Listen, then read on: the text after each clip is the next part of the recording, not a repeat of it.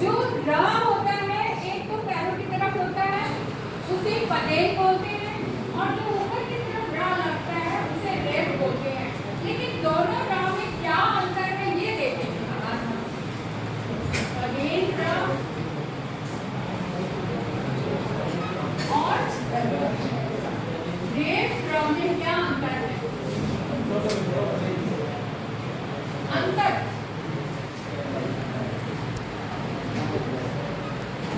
इन दोनों में अंतर पर ध्यान दो, क्योंकि अभी तक आपका ध्यान ही नहीं गया होगा कि अगर ये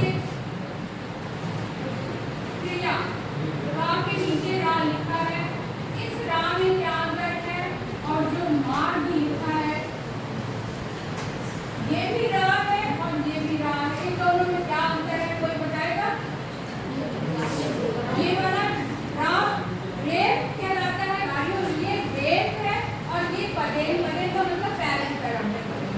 लेकिन इस रा को कैसे अगर हम वर्ण विच्छेद करें तब इसको कैसे विच्छेद करेंगे और इसको कैसे करेंगे कोई बताएगा?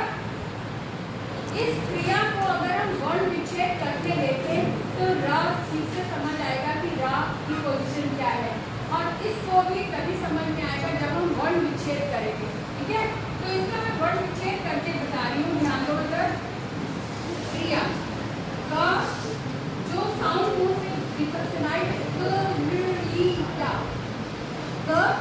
यानी ये, और फिर रा की बात आ रही है तो रा, और रा के बाद ई की साउंड आ रही है तो ई छोटी ई है ना, ये छोटी ये हो गया।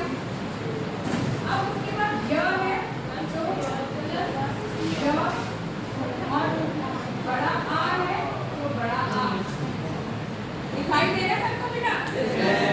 अब इनको हमें जोड़ना है, ये क र और ई, यानी कि इस क में स्वर नहीं है, इस क में स्वर नहीं है, इसके बाद दूसरा व्यंजन आया हुआ है और इस व्यंजन में स्वर है, इस व्यंजन में स्वर है, यानी कि ये र पूरा है और क आधा है। तो यहाँ पे लिखा भी ऐसा लग रहा है क में रा लगा हुआ है तो र शायद आधा है इसके माइंड में, लेकिन र आधा नहीं है, यहाँ पर क आधा है क्योंकि क में कोई स्वर नहीं है, है ना। तो इसको लिखेंगे कैसे?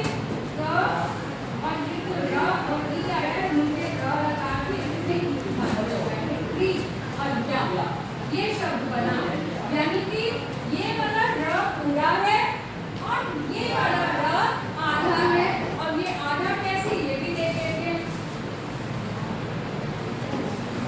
अब इसको भी विच्छेद करके देखिए, मार म आ र और अ में अ की साउंड आ रही है, ग अ, समझ आ रहा है? ध्यान दो बेटा। म में आ स्वर मिला तो ये मा पूरा हो गया, र के बाद फौरन ग आ गया, तो यानी र में कोई स्वर नहीं है, इसका मतलब ये आधा र है, और ये ग और आ तो ग भी पूरा हो गया, तो यानी कि ये वाला र आधा है और जो पैरों की तरफ है वो पूरा होता है। इसमें भी एक लॉजिक और बता दूं कि इसको ये वाले इसको याद कैसे करना है कि ये आधा है, हमेशा के लिए याद रहे। इसके लिए एक छोटी सी कहानी मैं आपको सुना दूं कि ग और रा में फ्रेंडशिप है, दोस्त हैं वो, तो ग और रा इकट्ठे जा रहे थे, जो रा है उसका अचानक से पैर मुड़ गया, जो रा था उसका पैर मुड़ गया, अब उससे चला नहीं जा रहा था, तो ग ने अपनी फ्रेंडशिप निभाई और उसको सहारा दिया, क्योंकि उसे आगे सीढ़ियां चढ़ती थी, फर्स्ट फ्लोर पे आपकी क्लास सेकंड फ्लोर में है, तो सेकंड फ्लोर तक लाना था अपनी क्लास में आने के लिए, तो ग ने उसे अपने कंधे पर बिठा लिया और सहारा देकर ऊपर